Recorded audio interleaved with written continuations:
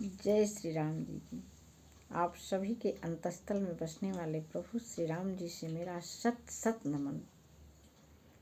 रामचरितमानस पाठ में आज हम लोग जो कथा सुनने वाले हैं उसे सुन करके बिल्कुल मन उत्साह, उमंग और ऊर्जा से भर जाता है।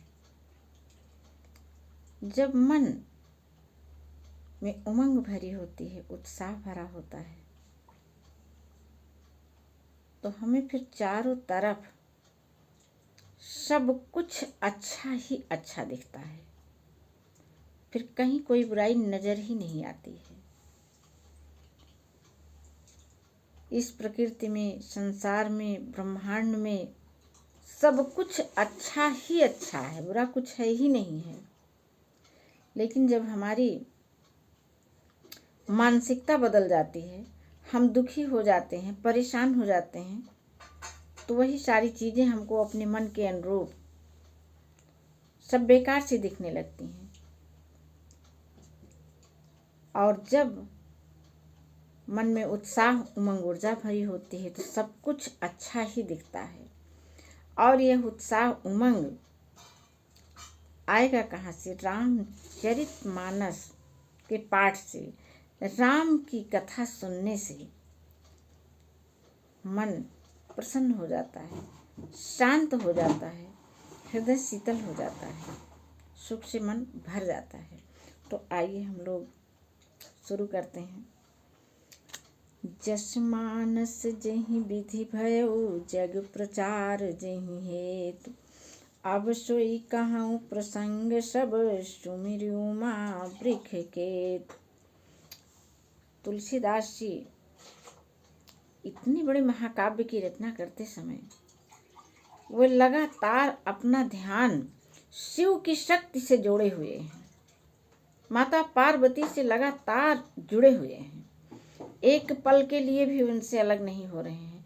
उनसे शक्ति व ऊर्जा मांग रहे हैं। और वही शक्ति व ऊर्जा है जो कि पूरे रामचरितमानस की रचना हो गई, जो आज तक हम लोगों को सुख पहुंचा रही है। तो हम सब भी ऐसे ही भगवान शिव जी पार्वती से जुड़े रहें, रामचरितमानस से जुड़े रहें और राम कथा का पान करते रहें।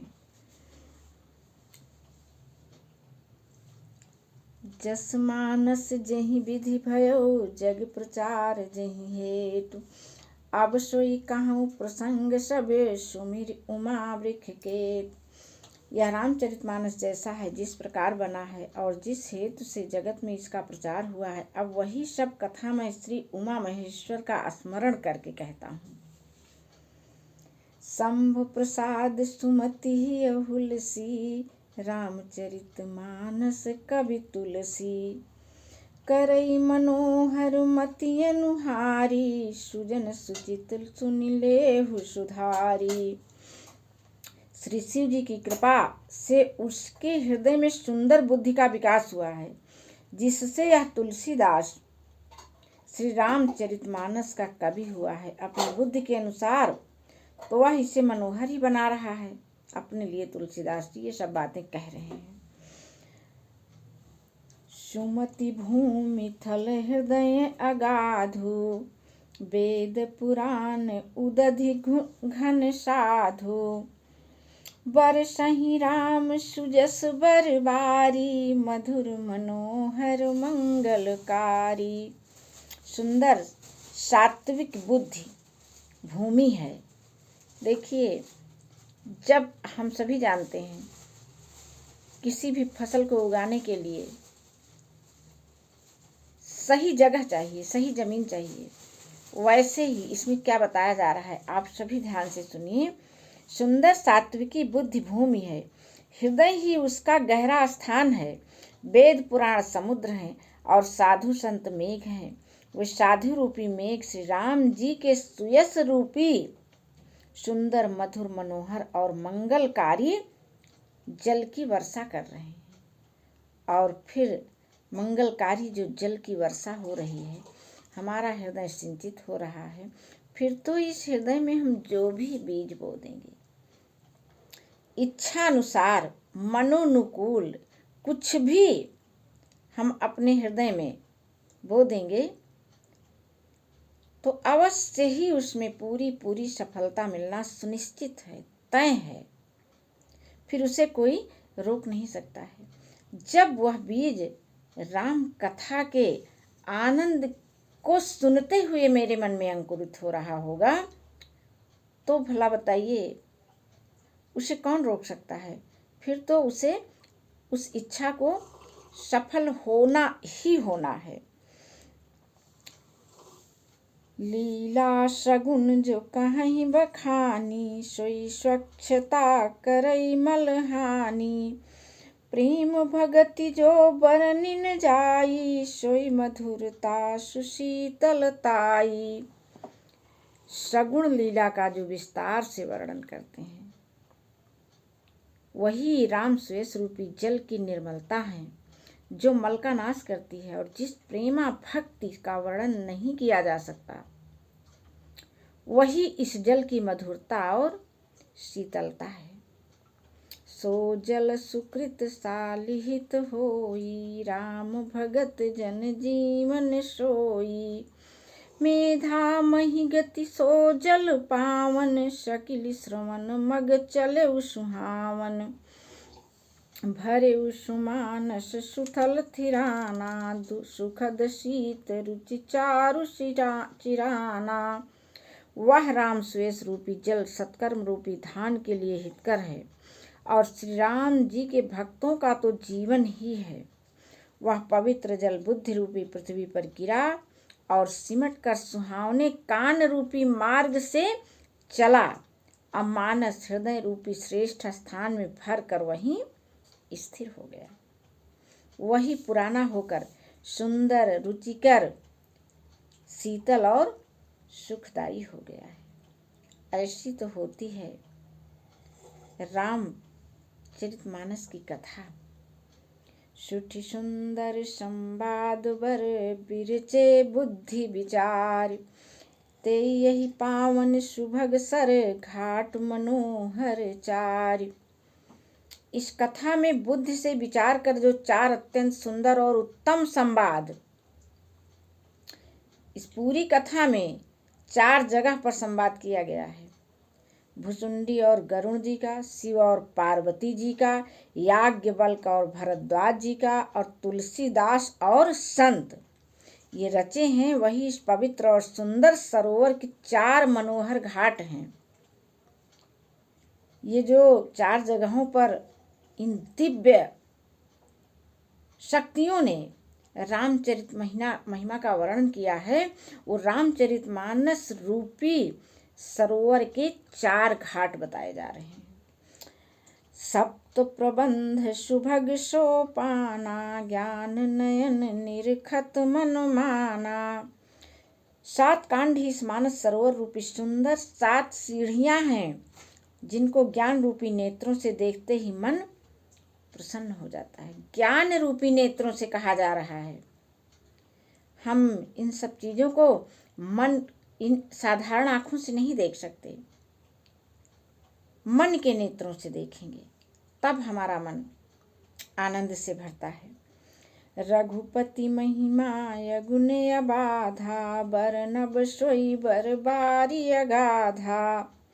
श्री रघुनाथ जी की निर्गुण और निर्बाध महिमा का जो वर्णन किया जाएगा वही सुंदर जल की अथाह गहराई है। राम सीय जस सलिल सुधासम, उपमा बीच विलास मनोरम। श्री रामचंद्र जी और सीता जी का यश अमृत के समान जल है। इसमें जो उपमाएं दी गई हैं वही तरंगों का मनोहर विलास है। पुरैन सघन चारु चौपाई, जुगुति मंजु मनीषी सुहाई। सुंदर चौपाइयां ही इसमें घनी फैली हुई पुरैन यानी कमलिनी है और कविता की युक्तियां सुंदर मणि मोती उत्पन्न करने वाली सुहावनी सीपियां हैं। छंद सोरठा सुंदर दोहा, सोई बहुरंग कमल कुल सोहा। अर्थ अनूप शुभाव शुभासा, सोई पराग मकरंद सुबासा। जो सुंदर छंद, सोठे और दोहे हैं वही इसमें बहुरंगे कमलों के समूह सुशोभित हैं। अनुपम अर्थ, ऊंचे भाव और सुंदर भाषा ही पराग, मकरंद और सुगंध है। सरोवर की विशेषता वह जो अलौकिक और दिव्य सरोवर है, जो हम अपनी मन की आंखों से देख पाएंगे, उस सरोवर का वर्णन यहाँ पर तुलसीदास जी कर रहे हैं। सुकृत पुंज मंजुल अलिमाला, ज्ञान विराग विचार मराला। अधुनि अवरेब कवित गुण जाति, मीन मनोहर ते बहुभांति। सत्कर्मों के पुंज भंवरों की सुंदर पंक्तियां हैं। ज्ञान वैराग्य और विचार हंस हैं। कविता की ध्वनि, वक्रोक्ति, गुण और जाति ही अनेकों प्रकार की मनोहर मछलियां हैं उस सरोवर की। अर्थ धर्म कामादिक चारी, कहब ज्ञान विज्ञान विचारी। नवरस जप तप जोग विरागा, ते सब जल चर चारु तड़ागा। अर्थ धर्म काम मोक्ष, ये चारों ज्ञान विज्ञान का विचार के कहना। धर्म, अर्थ, काम, मोक्ष, ये चारों ज्ञान विज्ञान का विचार के कहना। काव्य के 9 रस, जप तप योग और वैराग्य के प्रसंग हैं। ये सब सरोवर के सुंदर जलचर जीव हैं। इस कथा को एक बार में अंतस्थल में उतार पाना थोड़ा असहज लगता है। जब बार बार इसका हम लोग अध्ययन करते हैं, इसी में डूब जाते हैं, जब डूब जाते हैं तब हमारा मन बिल्कुल आनंद से भर जाता है, और वही क्षण होता है हमारे सभी खुशियों को आकर्षित करने का। वह जो आनंद युक्त हमारा हृदय होता है, उसी में सारी दिव्य और अलौकिक शक्तियां वहीं वे आ जाती हैं निवास स्थान बनाने के लिए। तो इस तरह से जब भी हम प्रसन्नता में होते हैं, तभी हम इन अलौकिक शक्तियों को आकर्षित कर पाते हैं। तो देखिए, ये चारों ज्ञान विज्ञान विचार के कहना, काव्य के 9 रस, जप तप योग और वैराग्य के प्रसंग हैं। ये सभी सरोवर के सुंदर जल जीव हैं। सुकृति साधु नाम गुण गाना, ते विचित्र जल विहग समाना। संत सभा चहु दिशि और आई, श्रद्धा ऋतु बसंत समगाई। सुकृति जनों के यानी पुण्यात्माओं के, साधुओं के और श्री राम नाम के गुणों का गान ही विचित्र जल पक्षियों के समान है। संतों की सभा इस सरोवर के चारों ओर की अमराई आम की बगीचियां हैं, और श्रद्धा बसंत ऋतु के समान कही गई है। जो हम सबों के मन में श्रद्धा हो जाती है इस कथा के प्रति, वह बसंत ऋतु की तरह होती है। बसंत ऋतु में देखो तो एक दिव्य और अलौकिक ऊर्जा भरी होती है संपूर्ण ब्रह्मांड में। कितना सुहावना ये मौसम होता है, कितना अच्छा संजोग है कि इस समय बसंत ऋतु ही चल भी रही है। भगति निरूपण विविधि विधाना, क्षमा दया दम लता बिताना। समजम नियम फूल फल ज्ञाना, हरिपद रति रस वेद बखाना। नाना प्रकार से भक्ति का निरूपण और क्षमा दया तथा दम लताओं के मंडप हैं। मन का निग्रह, यम यानी अहिंसा, सत्य, अस्तेय, ब्रह्मचर्य और अपग्रह। नियम शौच, संतोष, तप, स्वाध्याय और ईश्वर प्राणिधान है। अरे ये सब दिव्य और अलौकिक शक्तियां, इनका नाम ही सुन लेना और कह देना, ये हमारे अंतस्थल में एक बीज के समान प्रत्यारोपित हो जाता है और फिर यह बढ़ने लगता है। जब हम इसको बराबर मन लगा करके सुनते हैं और ये मानते हैं कि ये हमारे हृदय में यह एक बीज बन रहा है, बीज पड़ गया, अब ये तो वृक्ष बनेगा ही बनेगा। और कथा अनेक प्रसंगा, ते सुख पिक बहुबरन विहंगा। इस रामचरितमानस में और भी जो अनेक प्रसंगों की कथाएं हैं वही इसमें तोते, कोयल आदि रंग बिरंगे पक्षी हैं बसंत ऋतु में चहचहाने वाले। पुलक बाटिका बागवन सुख सुविहंग विहार, माली सुमन स्नेह जल सिंचत लोचन चार।